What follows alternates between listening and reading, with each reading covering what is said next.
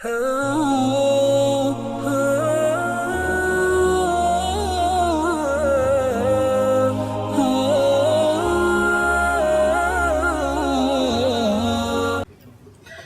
dan hadirat yang dirahmati oleh Allah Subhanahu wa taala, dalam kehidupan ini seorang pasti pada dirinya terkumpul dua perkara, hak-hak dan kewajiban-kewajiban, ya.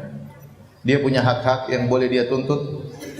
Di lain sisi dia punya kewajiban-kewajiban yang harus dia tunaikan atau hak-hak orang lain yang ada pada dirinya. Ya, dia punya hak-hak yang bisa dia tuntut dari orang lain, dan di lain sisi orang lain punya hak-hak yang ada pada dia yang harus dia tunaikan. Dan seorang yang cerdas hendaknya dia berusaha menunaikan hak orang lain sebelum dia perhatikan tentang hak dia. Karena hak dia seandainya tidak dia dapatkan di dunia ini, pasti akan dia dapatkan di akhirat. Tidak akan hilang hak-hak tersebut. Sebagaimana perkataan orang, al-huquq la tadhi', bahwasanya hak-hak itu tidak akan hilang, pasti akan kembali.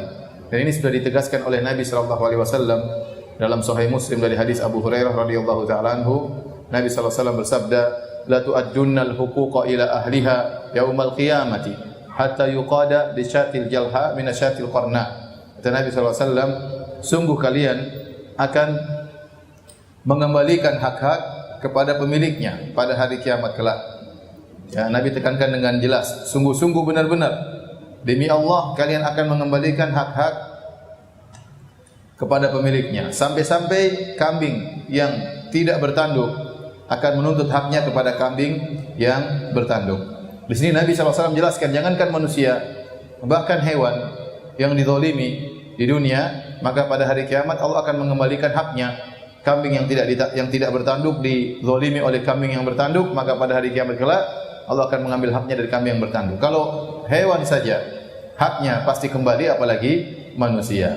Oleh karena jika kita punya hak-hak yang tidak kita dapatkan, mungkin kita punya hak sama istri, istri tidak tunaikan hak kita. Kita punya hak sama bos, bos tidak tunaikan hak kita. Kita punya hak sama kawan, kawan tidak tunaikan hak kita. Maka tidak usah khawatir, mungkin kita bersedih di dunia, tapi ingat hak tersebut akan kembali, cepat atau lambat. Kalau di dunia tidak kembali, akan kembali di akhirat. Dan lebih beruntung jika hak antum dikembalikan di akhirat sebenarnya. Lebih beruntung jika hak antum dikembalikan di akhirat, karena di akhirat kala antum lagi benar-benar butuh kepada pahala. Karena pengembalian hak tersebut dengan mentransfer pahala mereka kepada kita. Maka yang lebih utama kita perhatikan adalah hak orang yang ada pada kita, kewajiban yang harus kita tunaikan. Jangan sampai kita meninggal dunia dalam kondisi ada hak orang lain yang tidak kita tunaikan. Ini yang berbahaya. Ya, ini yang berbahaya. Oleh karenanya, salah satu tafsir dari tafsiran para ulama tentang firman Allah Subhanahu wa taala, fa idza ja'atis sakha, tatkala ditiupkan sangkakala, yauma yafirrul mar'u min akhihi wa ummihi wa abihi wa sahibatihi wa banihi likulli imri'in minhum yauma idzin sya'nu yughni. Tatkala ditiupkan sangkakala, tatkala mayat-mayat dibangkitkan, maka seorang akan lari dari saudaranya, dia akan lari dari saudaranya, akan lari dari ibunya dan bapaknya, akan lari dari istri dan anak-anaknya. Di antara para ulama ada yang menafsirkan kenapa orang ini lari, menghindar dari saudaranya, menghindar dari ibunya, dari bapaknya, dari anaknya, dari istrinya. Padahal dalam kondisi genting biasanya seorang ingin berkumpul dengan orang-orang terdekat. Dalam kondisi genting biasanya orang ingin berkumpul dengan suaminya, dengan istrinya, dengan anaknya, dengan orang tuanya. Namun pada hari tersebut dia kabur dari mereka. Ada apa gerangan? Ternyata dia takut, dia khawatir dituntut oleh orang-orang tersebut. Karena kita di dunia ini kita punya kewajiban terhadap orang tua. Ada hak orang tua yang harus kita tunaikan. Ada hak ayah yang harus kita tunaikan. Ada hak ibu yang harus kita tunaikan.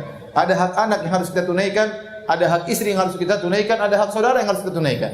Nah, hati-hati kalau ternyata kita di dunia kita tidak menunaikan hak-hak orang-orang terdekat kita tersebut, maka pada hari kiamat kelak kita akan dituntut oleh mereka.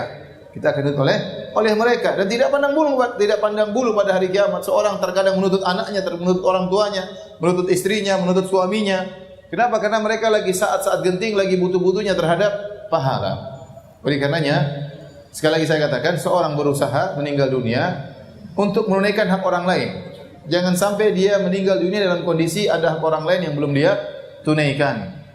Karenanya kata Sufyan Ats-Tsauri rahimahullahu taala, la an talqallaha bi 70 dzamban fi ma bainaka wa bainallah ahwanu 'alaika min an talqahu bi dzambin wahidin fi ma bainaka wa bainal ibad. Engkau bertemu dengan Allah pada hari kiamat kelak dengan membawa 70 dosa antara engkau dengan Allah, itu perkaranya lebih ringan daripada kau bertemu dengan Allah, kau bawa dosa berkaitan dengan orang lain, berkaitan dengan hak orang lain. Satu dosa saja. Itu lebih berat. Kata Sufyan Ats-Tsauri rahimahullahu taala dan Imam Syafi'i rahimahullah berkata, bi'saz zat ilal ma'ad al-udwanu 'alal ibad. Seburuk-buruk bekal pada hari kiamat kelak adalah berbuat zalim kepada orang lain.